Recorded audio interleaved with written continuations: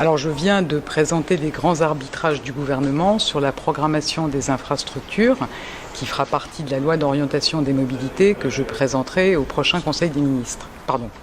Dans un Conseil des ministres au mois d'octobre. C'est une démarche inédite d'inscrire une programmation des infrastructures dans la loi et ça vise à sortir de promesses non financées. Vous savez qu'il y a 36 milliards de lignes ferroviaires nouvelles qui ont été promises un peu partout en France. Donc sortir des promesses non financées, s'engager sur ce qu'on sait réellement financer et puis faire les choix de façon la plus démocratique qui soit, avec un débat au Parlement et in fine un vote au Parlement sur cette programmation des infrastructures.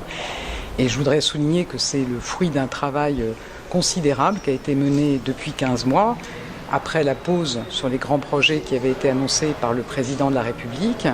On a ensuite lancé les Assises nationales de la mobilité pour repartir des besoins de nos concitoyens, mis en place un conseil d'orientation des infrastructures que je viens de réunir pour conseiller le gouvernement sur ces grands choix de programmation et bien sûr rencontrer beaucoup d'élus, beaucoup de visites dans les territoires pour être à l'écoute des besoins en termes d'investissement dans les transports.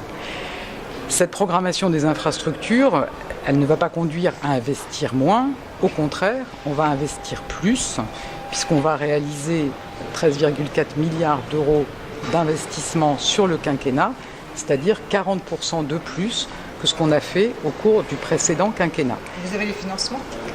Alors effectivement, c'est une programmation qui sera financée et on travaille sur une ressource supplémentaire, une augmentation de 300 millions d'euros par rapport à 2018 dès 2019 par redéploiement au sein du budget de l'État et ensuite une ressource nouvelle sur laquelle on travaille de 500 millions d'euros à partir de l'année 2020.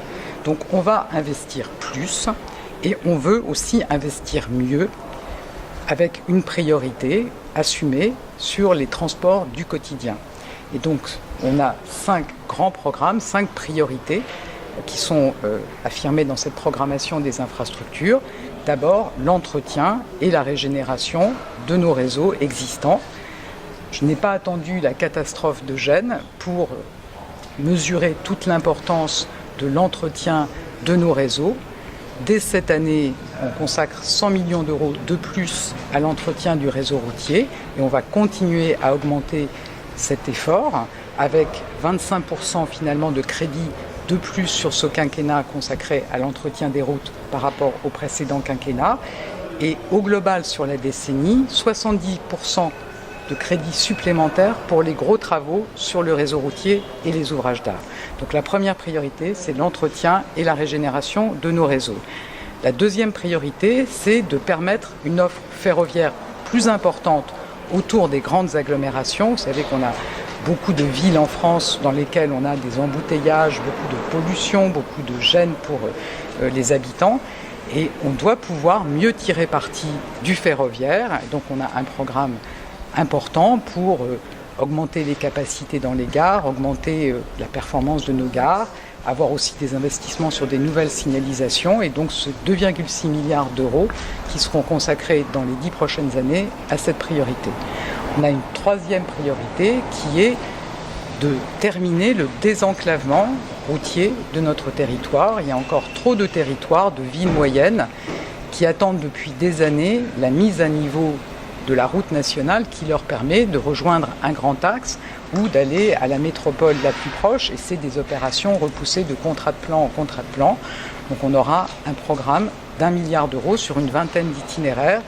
Il ne s'agit pas de faire des travaux pharaoniques, ce n'est pas des mises à 2 fois 2 voies systématiques, mais ce qu'attendent les gens, c'est des déviations de bourgs, des créneaux de dépassement, des traitements des points noirs en termes de sécurité routière, donc 1 milliard d'euros sur 10 ans. Le quatrième programme, c'est soutenir le développement des transports en commun, des mobilités propres et actives, avec 1,2 milliard d'euros sur 10 ans. Donc ce seront des appels à projets en appui aux collectivités locales, un quatrième appel à projets sur les transports en commun en site propre, et puis aussi un plan vélo qui sera présenté prochainement. Donc c'est une priorité sur les mobilités actives auxquelles je suis très attachée. Et pour quand le plan vélo ? Il sera présenté très prochainement, vous verrez, très prochainement. Voilà, et puis donc la cinquième priorité, c'est un fret plus performant, plus propre, en soutien de nos ports et aussi d'avoir des grands axes structurants au travers du pays, mais aussi en lien avec nos pays voisins, dans lequel on renforce la performance du fluvial et du ferroviaire. Et donc c'est aussi un des programmes prioritaires. On a évidemment par ailleurs des grands projets qui sont attendus dans tout le territoire. On ne renonce évidemment pas à améliorer les grandes liaisons interurbaines, notamment ferroviaires, au travers du pays. Mais comme le Conseil d'orientation des infrastructures l'avait proposé, on va retenir un scénario où on est amené à phaser les projets. On sort du tout ou rien, c'est-à-dire que ce n'est pas le choix de faire ou de ne pas faire, mais de travailler sur des phasages pour réaliser progressivement ces projets et en démarrant par ce qui correspond à nos priorités, donc c'est-à-dire les parties des projets qui contribuent à la priorité au transport du quotidien. Et donc je vais rencontrer chaque président de région dans les prochains jours pour finaliser en échange avec eux la programmation et donc la façon dont ces grands projets seront retenus dans la loi de programmation des infrastructures.